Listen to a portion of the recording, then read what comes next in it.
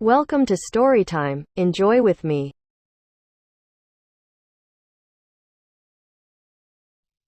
In the Dark by E. Nesbit.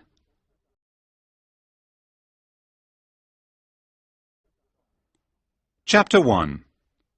A Shocking Confession. Maybe he was mad. Maybe he had a sixth sense. Or was he really haunted? He told me the first part of the story, and I saw the last part with my own eyes. At school, my friend Haldane and I hated a boy called Visger. When we did something wrong, he always told the teacher. One day we stole some cherries from a tree. "Do you know who did it, Visger?" The teacher asked. "It was Haldane and Winston," he replied. Later, Haldane asked him how he knew it was us. "I didn't know," he said. "I just felt certain, and I was right." Haldane and I grew up.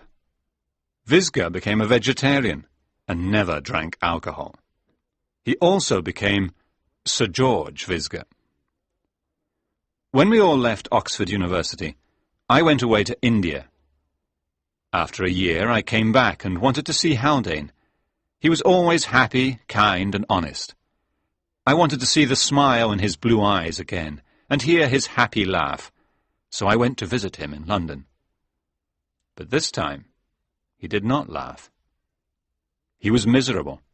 His face was pale, and he looked weak and ill.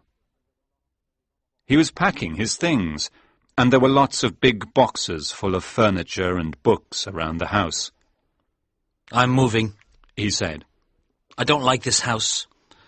There's something strange about it. I'm going tomorrow." "Let's go out and have some dinner," I said. "I'm too busy." He looked nervously around the room.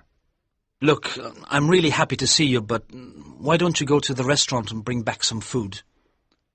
When I came back, we sat by the fire and ate the food. I tried to tell jokes, and he tried to laugh, but sometimes he looked into the shadows in the corners of the room. We finished our meal, and then I said, "Well?" "What's the matter?"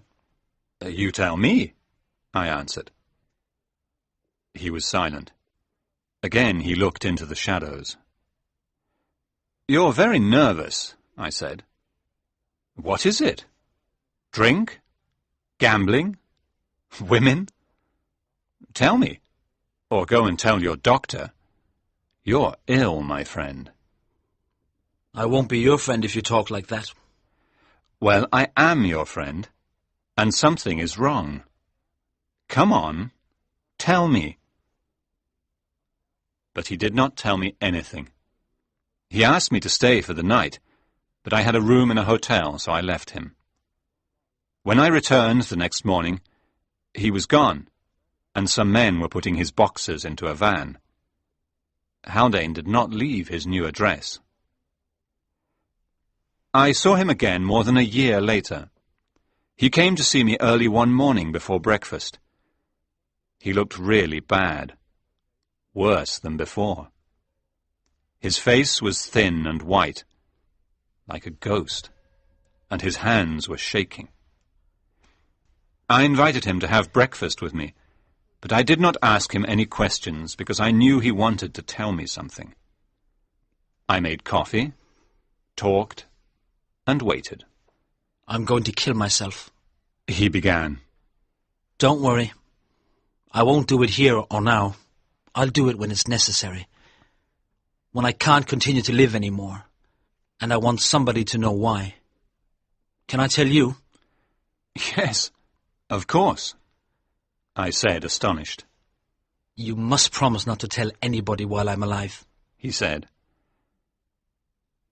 "I promise." He looked at the fire silently. "It's difficult to begin," he said. "You remember George Visger, don't you?" "Yes. I haven't seen him for a long time, but somebody told me he went to an island To teach vegetarianism to the cannibals, I laughed. Anyway, he's gone. Haldane did not laugh. Yes, he's gone. But not to an island. He's dead. Dead? How? You remember he always knew when people did bad things and told the teacher? Well, he told a girl some bad things about me. I loved her, but she left me. Then she died suddenly. Oh, it was terrible. When I went to the funeral, he was there. I came back home and sat thinking about it, and then he arrived. I hope you told him to go away, I said angrily. No, I listened to him. He came to say it was better that she was dead and we hadn't got married. I asked why, and he said because there was madness in my family. And is there? I don't know. But he said he knew and had told my girlfriend. I said I never knew anything about madness in the family. And he said, "So, you see, it's better you didn't get married, isn't it?" And then I put my hands around his neck. I don't know if I meant to kill him, but that's what happened. I was shocked. I said nothing. What can you say when your friend tells you he is a murderer? Haldane continued. I saw that he was dead, but I was very calm. I sat down and thought, there's no blood, no weapon. Everybody knows Visger is going to an island. And he told me he said goodbye to them. So there's no problem. I must get rid of his body, that's all. How? He smiled. No, I won't tell you. You promised not to tell anybody. But maybe you'll talk in your sleep or when you have a fever one day. I'll be safe if you don't know where the body is. Do you see? I was sorry for my friend, but I could not believe he was a murderer. I said, "Yes, I see. Look, let's go away together. Let's travel and see the world and forget about Visger." He looked very happy. You understand and you don't hate me. Why didn't I tell you before? It's too late now. Too late? No, it isn't. Come on, we'll pack our suitcases tonight. We'll go where nobody can find us. He said, When I tell you what has happened to me, you'll change your mind. "But I know what has happened to you," No. he said slowly. I've told you what happened to him, not what happened to me. That's very different. Did I tell you what his last words were? Just before I put my hands around his neck, he said, "Careful, Haldane. You'll never get rid of my body." Well, I got rid of his body, and I forgot about his last words.